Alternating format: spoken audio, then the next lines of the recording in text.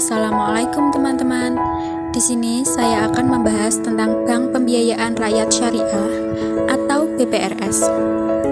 Perkenalkan, nama saya Raya Adisti Chandra Dewi dari NIM 1905036076. Apa sih itu BPRS? Nah, BPRS adalah Bank Pembiayaan Rakyat Syariah atau BPRS, bank yang melaksanakan kegiatan usaha berdasarkan prinsip syariah dan dalam kegiatannya tidak memberikan jasa dalam lalu lintas pembayaran. Nah, di sini ada dasar hukum Bank Pembiayaan Rakyat Syariah. Yang pertama, Undang-Undang Nomor 21 Tahun 2008 tentang Perbankan Syariah. Dan yang kedua, Peraturan Bank Indonesia Nomor 11/23/PBI/2008 tanggal 1 Juli 2009 tentang Bank Pembiayaan Rakyat Syariah. Dan fungsi Bank Pembiayaan Rakyat Syariah atau BPRS. Di sini ada memberikan pengetahuan terhadap masyarakat luas tentang perbankan. Dan yang kedua, membuat pemerataan kesepakatan untuk membuka usaha. Ketiga, ada mempercepat pembangunan desa. Dan yang keempat, menyediakan layanan perbankan. Peran Bank Pembiayaan Rakyat Syariah atau BPRS. Yang pertama ada menghimpun dana dari masyarakat dalam bentuk simpanan berupa deposit berjangka, tabungan, dan atau bentuk lainnya yang dipersamakan dengan itu. Kedua, memberikan kredit. Ketiga, menyediakan pembiayaan dan penetapan dana berdasarkan prinsip syariah. Keempat, sesuai dengan ketentuan yang ditetapkan oleh Bank Indonesia.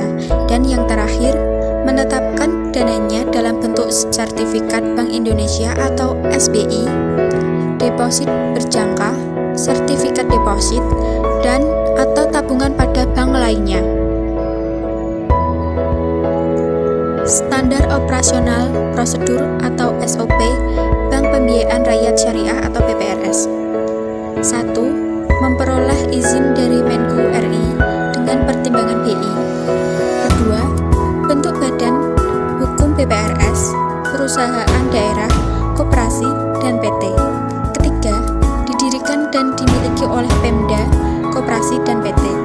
Keempat, tempat kedudukan BPRS di kecamatan di luar ibu kota negara, ibu kota Dati 1 dan Dati 2. Dan yang terakhir, wilayah pelayanan mencakup desa-desa dan perkotaan di satu wilayah kecamatan kedudukan BPRS. Perkembangan BPRS di Indonesia.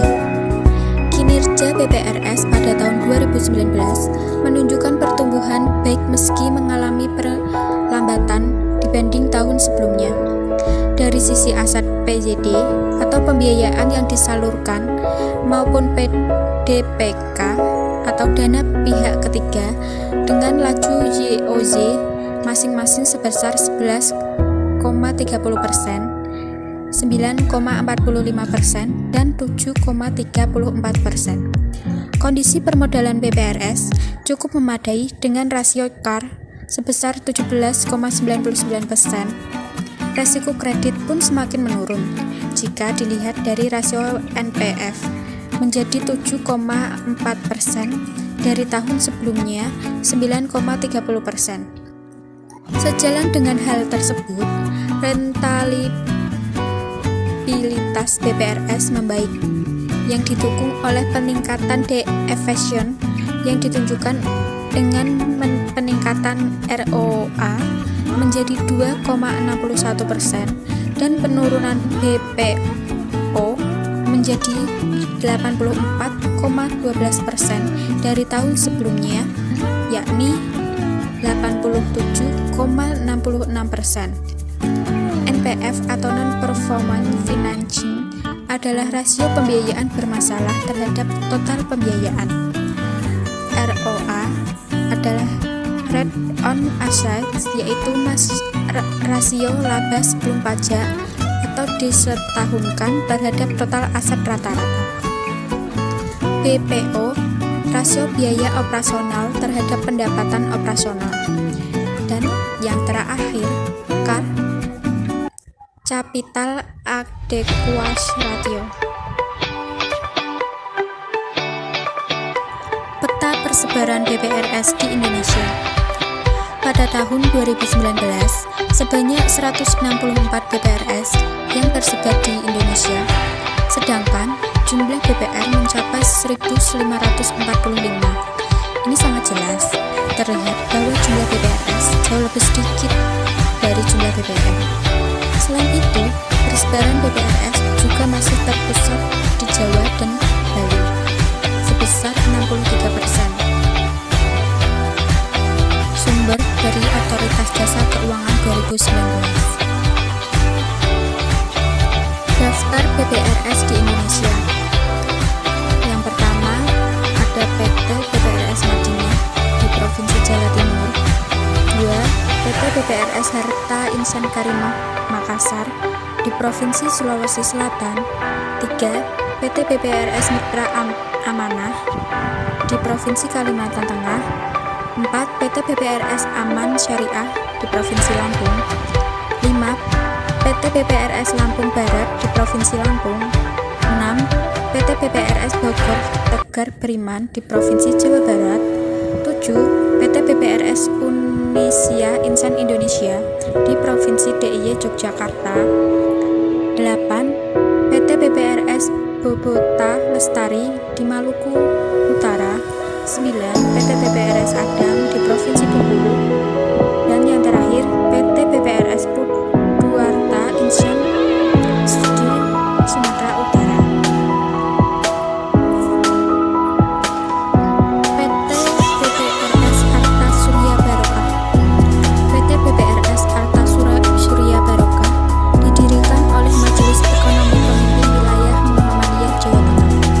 Pendirian PT PPRS Arta Surya Barokah ini didukung oleh amal usaha ME yang lebih dahulu lahir sekaligus sebagai pemegang saham mayoritas, yaitu Asadas dan Simapan. Selain itu, juga PWM Jateng dan PDM se-Jawa Tengah, dan amal usaha lainnya diantaranya UMS, Unimus, UMM, RSI Romani, dan RSI Jepang. Pendirian ini dikarenakan banyaknya potensi internet Muhammadiyah yang membutuhkan sumber lembaga sekaligus lembaga keuangan syariah dalam pengelolaan keuangan, serta potensi ekonomi umat-umatnya sektor usaha kecil menengah yang membutuhkan lembaga keuangan yang mudah diakses sebagai partner mengembangkan usaha. Lahan dakwah di bidang ekonomi ini tidak kalah pentingnya dibandingkan di bidang ekonomi dengan bidang lainnya. Produk yang ditawarkan PT PPRS Arta Surya Barokah ada 9, yakni pembiayaan IP Harmoni tepat waktu. Kedua, pembiayaan IP bebas biaya, tabungan IP Dinar, tabungan IP Kurban, tabungan IP Harmoni Syariah, tabungan IP Simple, tabungan IP Harmoni Premium. Ke-8, deposito IP Harmoni Syariah, dan yang terakhir, deposito IP Harmoni Plus. Thank you for your time and thank you for watching.